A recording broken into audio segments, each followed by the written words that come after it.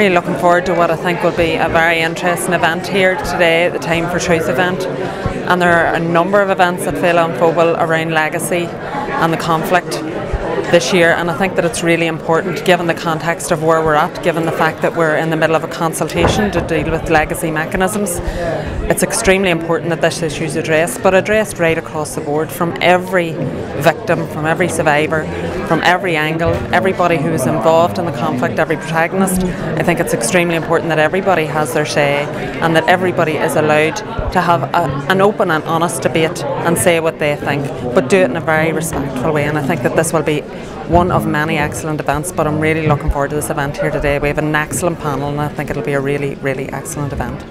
I have to say, very emotional. I've gone to a number of these events, and when you hear real people, not just the statistics, not just the names you see on posters, when you hear real people talking about what happened to them, like Emma Rogan here and Paul Crawford, you can't help but being touched by it.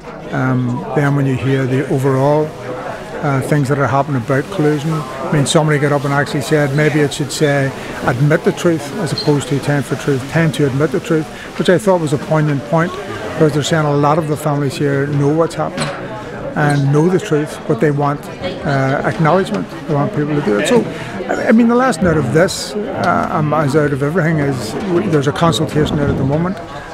People need to go to that consultation on legacy. They need to put their point of view so that we have proper structures to deal with the whole issue of legacy, and that people can get what they're looking out of that, whether it's justice, whether it's simply the truth.